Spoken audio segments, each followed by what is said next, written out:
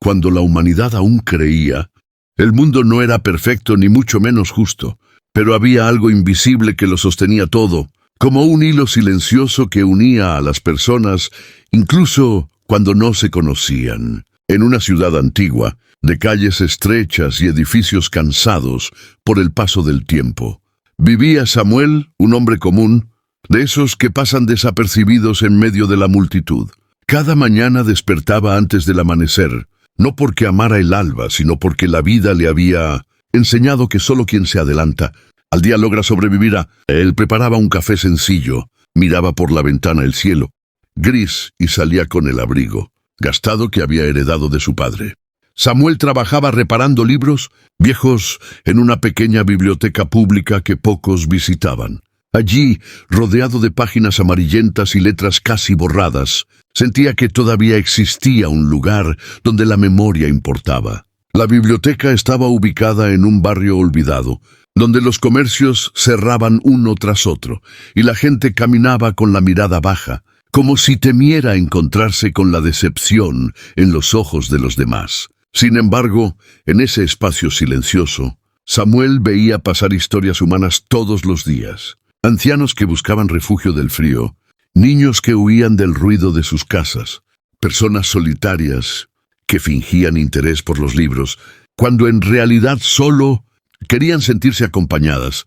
Samuel los observaba sin juzgar, porque él mismo cargaba con una soledad profunda, una de esas que no se curan con ruido ni con palabras. Un día de invierno especialmente duro, cuando la ciudad parecía más triste que de costumbre, llegó a la biblioteca una mujer con un niño pequeño. El niño temblaba, no solo por el frío, sino por algo más profundo que se reflejaba en sus ojos. La mujer, llamada Elena, pidió permiso para sentarse un rato. Samuel asintió, como siempre, y les ofreció un lugar cerca del viejo radiador que apenas funcionaba. No preguntó nada, pero algo en la manera en que Elena apretaba la mano del niño le hizo entender que huían de algo, más que del clima. Con el paso de los días, madre e hijo comenzaron a regresar con frecuencia. No hablaban mucho, pero su presencia empezó a llenar un vacío invisible en la biblioteca. Samuel reparaba libros y, al mismo tiempo, escuchaba fragmentos de conversaciones, suspiros, silencios. Aprendió que Elena había perdido su trabajo, que había dejado atrás una vida que ya no existía y que intentaba empezar de nuevo, sin saber exactamente cómo.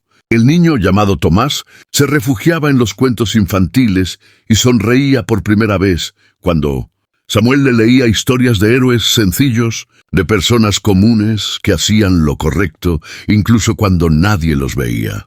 En esos momentos, Samuel sentía que algo antiguo despertaba en su interior, una fe olvidada en la bondad humana. Pero la ciudad no era amable con quienes caían. Afuera, la indiferencia crecía como una sombra larga. Las ayudas se reducían, las puertas se cerraban y la gente parecía más preocupada por proteger lo poco que tenía que por compartirlo. Samuel lo veía cada día cuando salía de la biblioteca y cruzaba el mercado, donde los vendedores gritaban precios imposibles y los compradores discutían por monedas. Aún así, él seguía creyendo, quizá de forma ingenua, que la humanidad no había perdido del todo su capacidad de cuidar. Una tarde, al cerrar la biblioteca, Samuel encontró a Elena esperando en la puerta.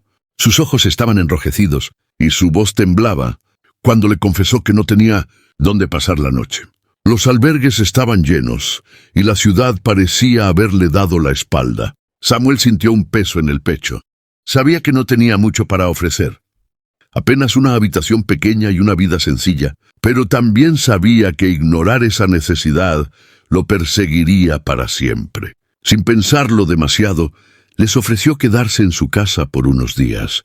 No fue un acto heroico ni planeado, fue una decisión impulsada por algo más fuerte que el miedo. Esa noche, mientras caminaban juntos por las calles oscuras, Samuel recordó las historias que había leído en los libros antiguos, aquellas donde la humanidad aún creía en el prójimo, donde ayudar no era una excepción, sino una responsabilidad compartida.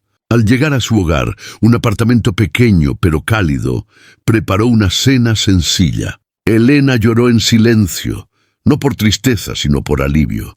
Tomás se quedó dormido en el sofá abrazando un libro.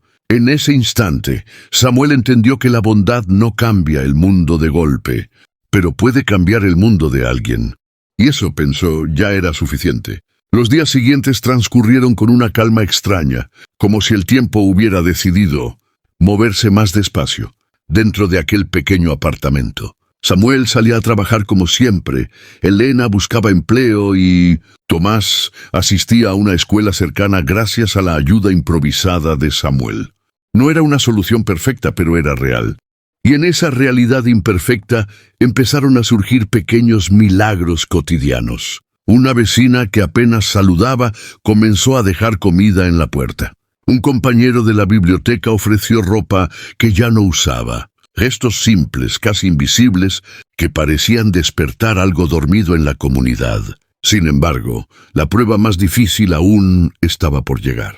Un aviso oficial anunció que la biblioteca sería cerrada por falta de fondos. Para Samuel, aquello fue un golpe devastador. La biblioteca no era solo su trabajo, era su refugio, su forma de creer que la cultura y la memoria aún importaban. La noticia se esparció rápidamente, y muchos la aceptaron con resignación, como si fuera una pérdida más en una larga lista de derrotas. Pero Samuel no pudo hacerlo. Algo dentro de él se rebeló, quizás alimentado por la presencia de Elena y Tomás, por la evidencia viva de que la ayuda mutua todavía era posible. Decidió actuar, aunque no sabía cómo. Escribió cartas, habló con vecinos, organizó pequeñas reuniones improvisadas en la biblioteca antes de su cierre. Al principio, pocos asistieron. La desconfianza era grande, el cansancio mayor. Pero Samuel habló desde el corazón, no con discursos elaborados, sino con historias reales, con ejemplos de cómo un simple gesto podía sostener a una persona en su momento más oscuro. Poco a poco más gente comenzó a escuchar. No porque creyeran en la institución, sino porque empezaron a creer nuevamente en sí mismos y en los demás. Elena también se involucró. Compartió su historia sin vergüenza ni victimismo, explicando cómo la indiferencia hiere tanto como la pobreza, y cómo un acto de bondad puede devolver la dignidad perdida. Sus palabras tocaron algo profundo en quienes la escuchaban. Tomás, con su inocencia, repartía dibujos hechos a mano, pequeños papeles llenos de colores que decían gracias, sin necesidad de palabras. La biblioteca, que estaba destinada al silencio y al olvido, se llenó de voces, de miradas sinceras, de una energía que nadie recordaba haber sentido en mucho tiempo. El movimiento creció sin que nadie lo planeara. Comerciantes donaron materiales, voluntarios ofrecieron su tiempo, maestros jubilados regresaron para enseñar. No se trataba solo de salvar un edificio, sino de recuperar la idea de comunidad. Las autoridades, sorprendidas por la respuesta, se vieron obligadas a reconsiderar su decisión. Pero incluso si la biblioteca hubiera cerrado, algo ya había cambiado de manera irreversible. La gente había recordado lo que significaba creer en los demás. Finalmente la biblioteca permaneció abierta, transformada en un centro comunitario vivo. Samuel continuó reparando libros, pero ahora también ayudaba a coordinar talleres, lecturas y encuentros. Elena consiguió un empleo estable y, con el tiempo, un lugar propio donde vivir, aunque nunca se alejó del todo de aquel espacio que le devolvió la esperanza. Tomás creció rodeado de historias, aprendiendo no solo a leer palabras, sino a leer corazones. Años después, cuando alguien preguntaba cómo había comenzado todo, Samuel sonreía con humildad.